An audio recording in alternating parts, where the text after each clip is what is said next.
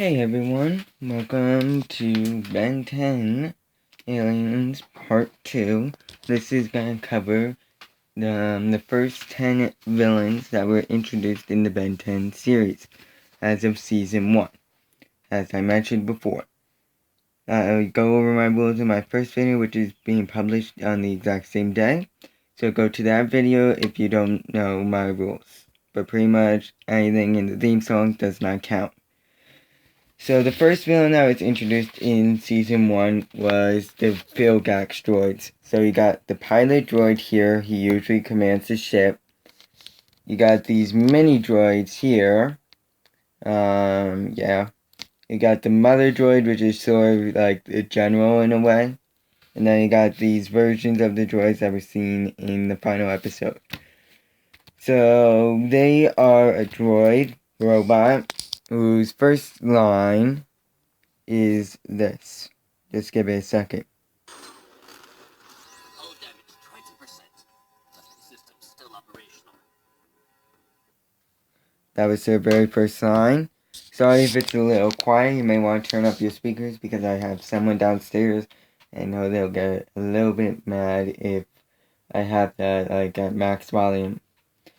So their first appearance was in the episode, and then there were 10 where they were operating Vilgax's ship and hunting down the Omnitrix, serving as Vilgax's eyes since he was mortally wounded during a blast in the ship's bridge.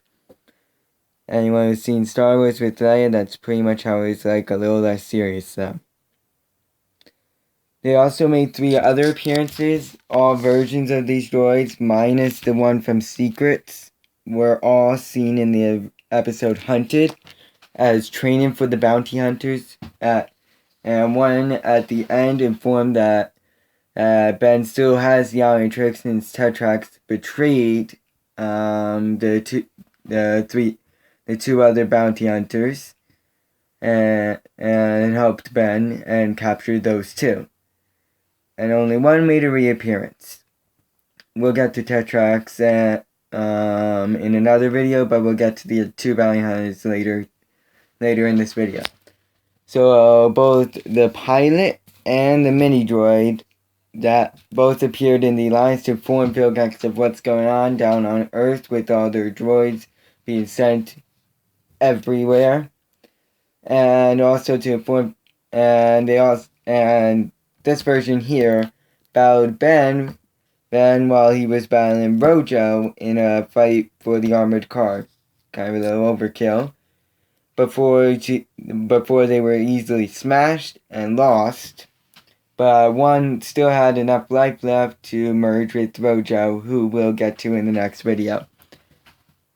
And both the pilot and both drones, so that's this one and this one, both appeared as Secrets who prepared the ship for Vilgax for takeoff, and they also fought Ben both on and off the ship.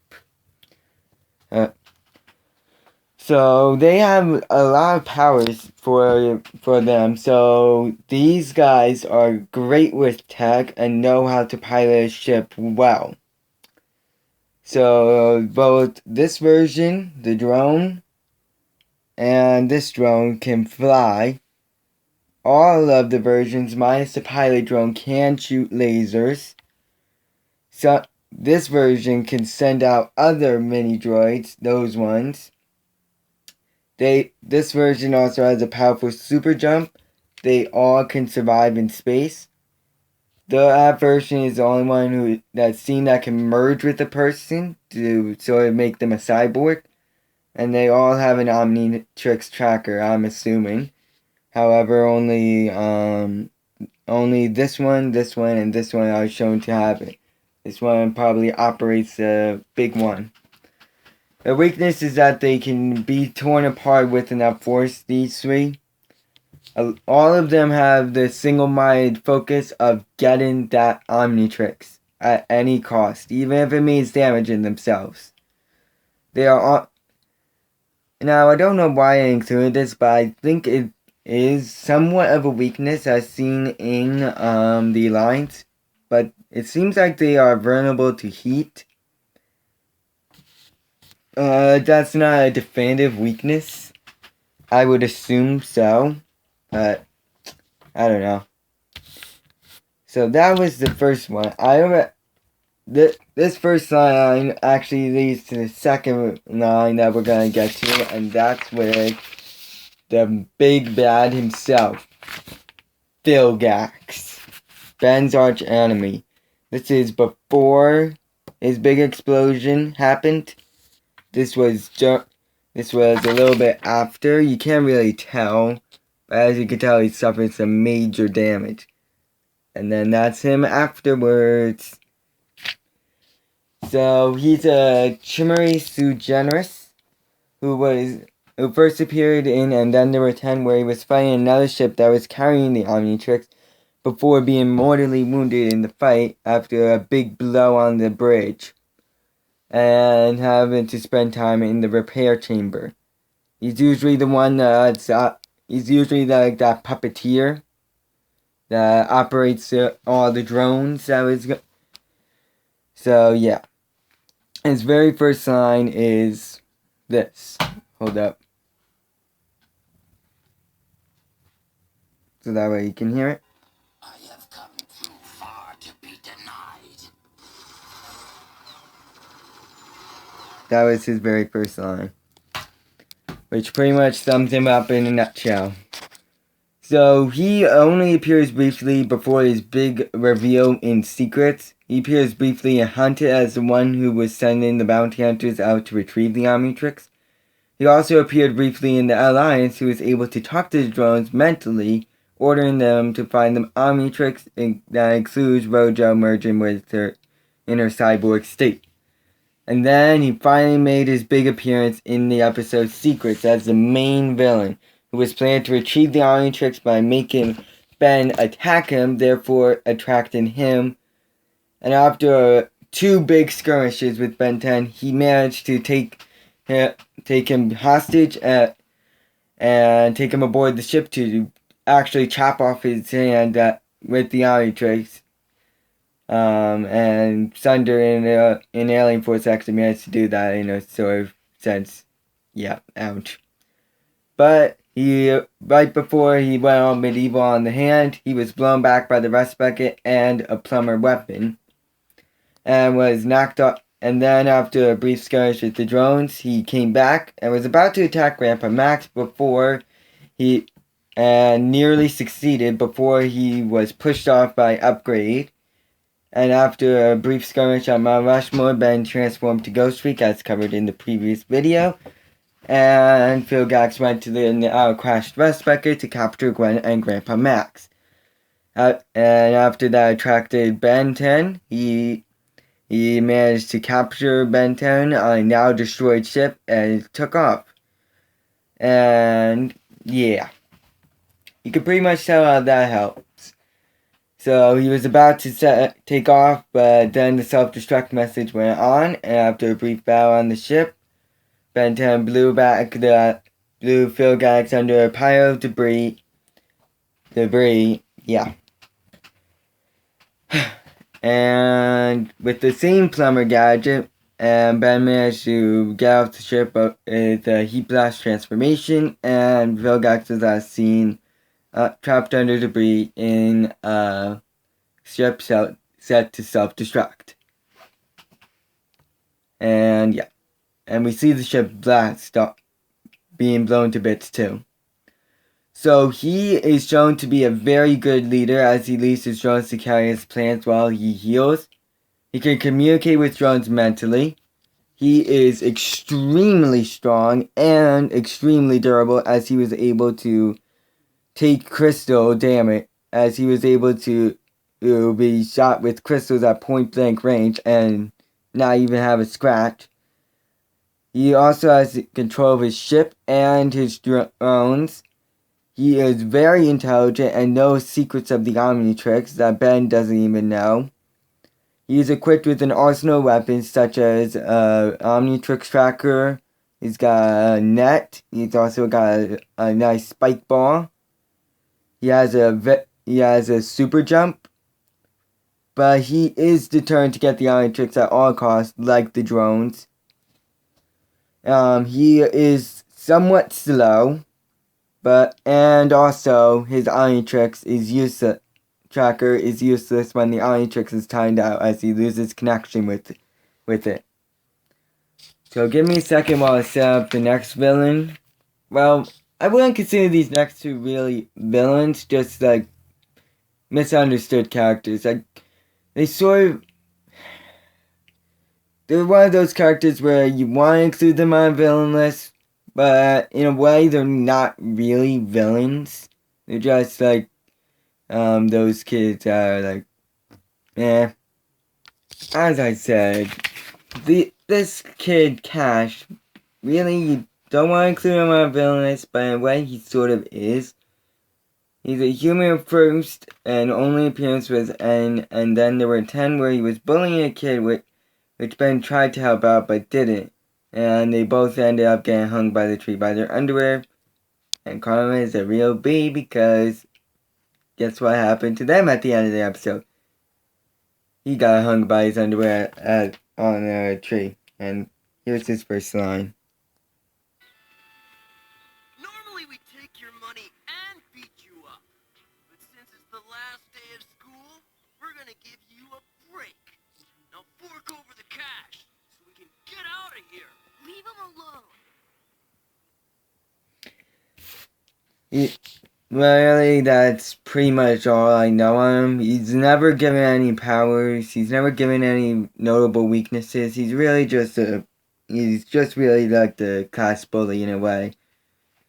And same goes with the next kid, JT, who also is a human who also appeared in And Then There Were 10. He's pretty much the accomplice to Cash, who also got hung up by his underwear at the end of the episode. And his first line is,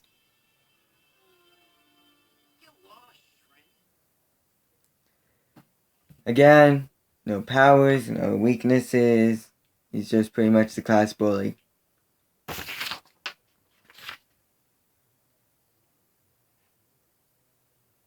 Alright, so the next one is one of Ben's more famous enemies. Also, sorry if you couldn't hear that line, but JT's first line was "Get Lost, Shrimp."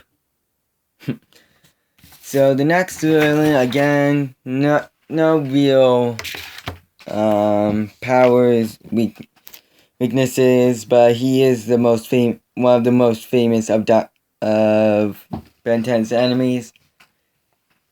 He's Dr. Animo, who is a human who first appeared in Washington, D.C., where he wanted to steal the Vertices Award from another scientist called Dr. Kelly. And by bringing living creatures to life and also mutating others in his path. And in the end, he failed and was arrested at the end of the episode. His very first line is this. Not that one. Sorry. I didn't know about that line. This one.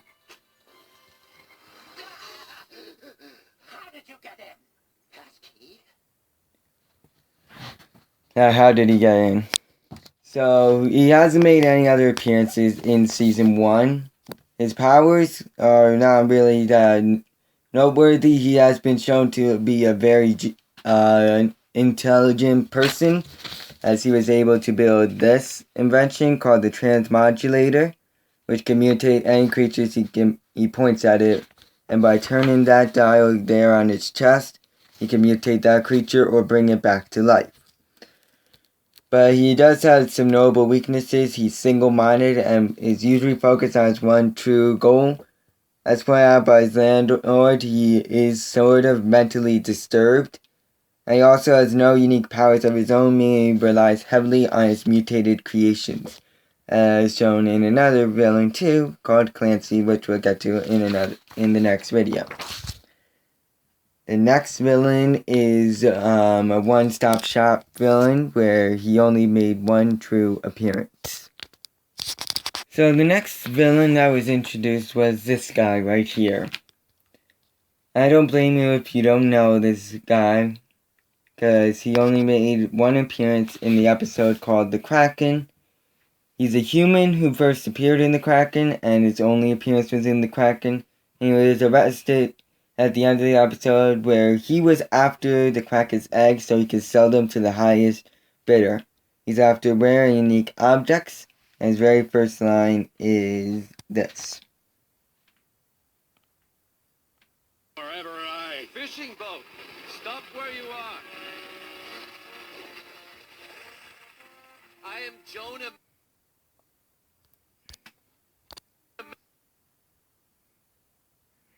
Fishing boat, stop where you are. I am Jonah Melville, the founder of Friends of Fish. We've closed this section of the lake for an environmental study. You'll have to turn your boat around. That was his very first line. So, as you can tell by that very first line, he is the owner of an organization called Friends of Fish, which is really a cover-up for his true goal, which has nothing to do with being Friends of Fish, so not really a fan title. He is a marine biologist. He owns scuba gear, and some are way more advanced than others, being more durable, having lasers and jets as well. But he also owns some other scuba gear as well. He has a pretty strong punch. He owns barrels of TNT, a mini destroyer, a mini sub, though never shown. He owns a GPS. He is a sailor. He owns harpoons. He owns guns. And he always keeps a knife in his back pocket for emergencies. However, that didn't really work out. But he's often single-minded on getting the eggs and wants to get rid of anyone or anything in his path. So, yeah. This next one is also a one-stop shop villain. They really aren't that famous. You may have heard of them, depending on if you're a fan of the originals. The next villain is these guys. And they are the most disgusting looking Ben 10 villains of all time. They are the Limax, whose first line may sound like another a Ben 10 ally, but it's actually them in disguise of Aunt Vera. And here it is. Just fine. How about you? So they are Limax, whose first and only appearance was in Permanent Retirement, where he took over all the old people in the retirement home in the middle of the desert in summer. And so that way they can snatch them up and eat them aboard the ship, and then there will be a little left behind on Earth, so that way they are disguised. And they disguise themselves as a kidnapped person so no one can suspect a thing. But they failed and boarded without their old people. However, little got left on Earth, and is one of the only cliffhangers that was left in the original series. Actually, no, scratch that. It is the only cliffhanger that was left in the original series. So they are very agile, and they have an incredible jump. They can extend their limbs. They can climb down vertically. They have a 360 view. They can regenerate their limbs. They can shapeshift to mimic other people. They are strong and become stronger with intense heat. They are fast, and they can combine with others to form a giant Limax. And there's only two major weaknesses with them. They can't be with water as it dissolves them, and their limbs can be cut off to escape them for a brief moment. The next two villains, well, they're famous because they constantly go back. So the first one is this villain right here, 6'6". His first line is not understandable, though he does have one. I'm not going to play because it's utterly stupid if I do, because you won't understand a word. If you want, you can watch the episode Hunted and you'll see what I mean. So he's a Sonoragian, however you pronounce it, who first appeared in Hunted, who served as one of the bounty hunters to get the iron tricks, but he eventually was caught by Tetrax in the end. He has a jetpack enabling him to fly. He has the laser gun. He has grenades. He has a rocket launcher. He has grapple hooks. He has an army trick tracker. He has a laser saw. He has very durable armor. In case if you're wondering, no, this is not how he looks like. Underneath is a really, really mutated version of him. This is just his armor. He also has extra slots for his real hands to come out. And he is a skilled fighter. He only has 2 noble weaknesses. As pointed out with his first line, he cannot speak English, with only a few, like Crab, being able to understand him. And he's also one of the few villains that actually cannot speak English. And if you pull the right wire, his jetpack is prone to going haywire at certain times. And the next one is his usual accomplice, which I forgot to mention. They do constantly bicker, these bounty hunters.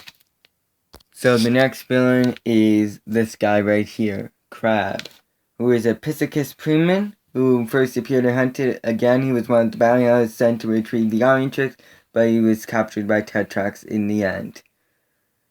I'll play 666's first line and see if you can understand what the hell he's saying. Sorry. What he's saying.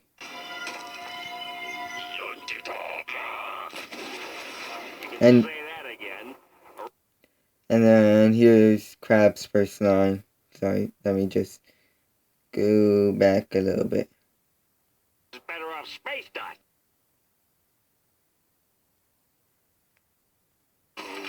That doesn't sound good. Crab. Say that again. A rock pile like this is better off space dust. So, yeah. He first appeared in Hunted, one of the bounty hunters sent to retrieve the iron tricks before being captured by Tetrax. He's a Piscicus Preman. So, his powers, as you can tell, he has a very strong pincher. He's also able to tuck his hand in. As you can tell in the back here, that's his sword. He rarely uses it. He has very strong legs. He's able to drill down in the earth once his legs spin up to enough speed. He is able to see invisible objects and spray with an orange goo to neutralize it. He has a strong punch, a strong toss, and he's able to shoot a laser out of his claw. His weakness is that he can be briefly stopped if smashed or knocked out, and his wires are exposed on his neck, and if ripped can cause him to malfunction. And one that I forgot to point out is that his legs here are very, very loud. Meaning you can hear him coming a mile away. So, yeah.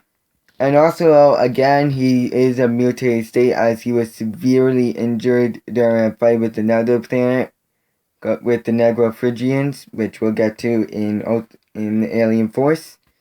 But they're a big chill species. And he was severely injured in that, again. So this is in his original state. Okay, so we got 2 more, so we're doing good. Wait. Ooh, we got 1 more. And guess what? Now, first line for this guy, since they only laugh.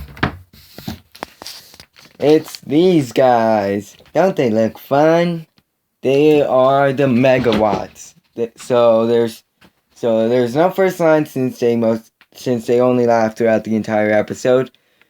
So their species is the megawatts is their nickname, but their actual name is Nostians, who first appeared in Tourist Trap, where they messed up Sparksville and planned to destroy the world as the planetary observatory, absorbing energy as they go, and absorbing a lot of energy from the dam, but they were destroyed as the planetary observatory and were trapped in a glass bowl and sealed with the help of heat blast, and were turned into the world's largest light bulb.